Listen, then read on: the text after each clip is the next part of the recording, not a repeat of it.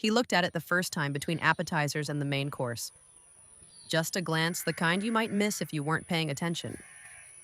His eyes went to the empty chair beside us, the one the waiter had pulled to our table by mistake, and left when I said we didn't need it. And something moved across his face before he looked back at his plate. The second time was 20 minutes later. This time he held it longer, long enough that I stopped mid-sentence and watched him watching an empty chair, in a way that had nothing to do with whether someone was about to sit in it. I put down my fork. I said, "Who are you watching for?" He looked at me. He looked at the chair. Then he said the name of someone I had never heard before in 6 years of marriage. And for the next hour, I finally heard the story behind it. My name is Anna. I'm 37. My husband Tom and I have been married 6 years. He is a private person, not closed, not cold, but someone who processes internally before he shares externally, someone who chooses words carefully and sometimes chooses not to use them at all. I had understood that about him from the beginning. It was something I respected. It was also occasionally something I bumped into.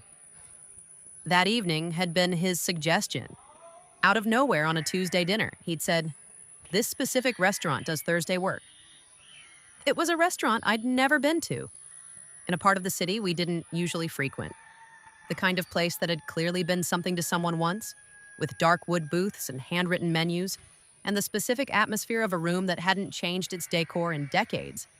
I'd said yes without asking why. I'd assumed it was a work thing nearby, or something he'd heard about, or simply the kind of impulse that sometimes makes people choose a restaurant the way they choose a song for reasons they feel before they explain. I had not asked. I should have asked. The empty chair told me eventually what I should have asked about first.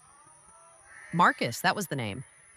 He said it the way you say a name that belongs to someone who no longer exists in the present tense, with a care that is also a kind of handling, like something you've learned to hold without dropping. I said, "Who is Marcus?" Tom looked at the empty chair for a moment. Then he looked at me. He said, "My best friend from before I knew you. He died 8 years ago. 8 years. 6 years of marriage. 2 years of dating before that. 8 years of knowing Tom in one way or another, and I had never once heard that name." I said, "You never told me about him." Tom said, "No." I didn't ask why yet.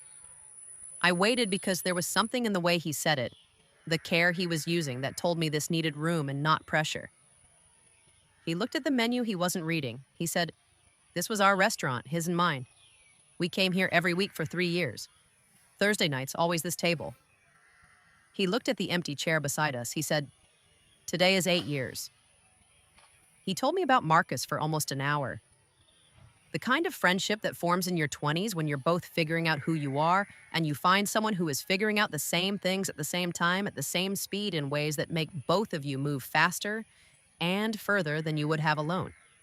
They'd work together first, then become inseparable in the specific way that the best friendships become.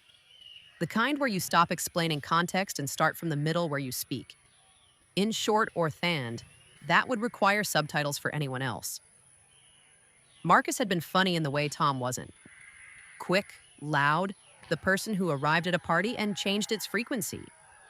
Tom said he had been quieter around Marcus in the sense that he hadn't needed to be the one doing the work because Marcus was doing it, and that the quietness had felt like rest.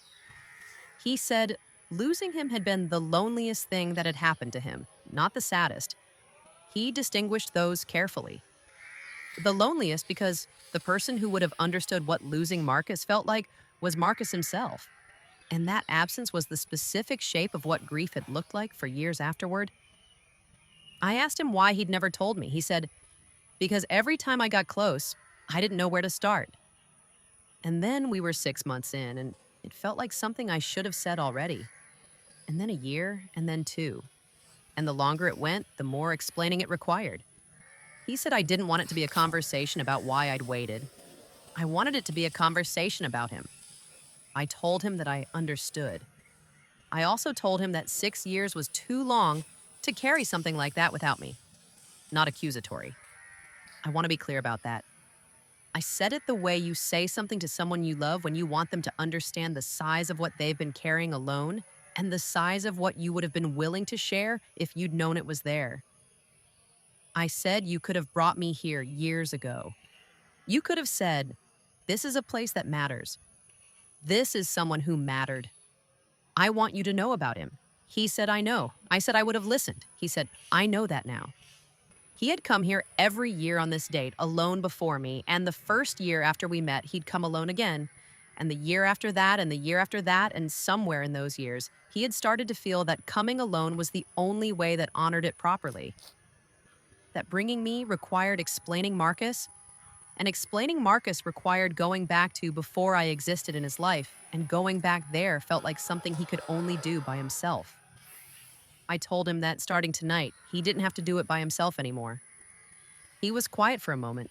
Then he said, thank you. 2 words that I understood were carrying 8 years of weight. We ordered dessert. We stayed for another hour.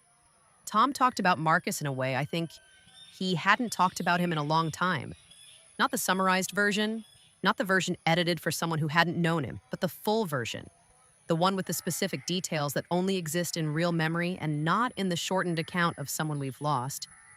He told me about the time Marcus had convinced him to do something inadvisable, and how it had ended badly, and how they laughed about it for years afterward. He told me about the conversation they'd had the last time they'd sat in this restaurant together. The week before Marcus died in an accident none of them saw coming. He told me what Marcus would have thought of me the specific way he said it quietly like a small gift. And I held on to that for a long time. We go back now, not every year, sometimes twice a year, sometimes just when one of us thinks of it. We always ask for the same table. The waiter doesn't know why. We don't explain. There's always an empty chair. Tom still looks at it sometimes.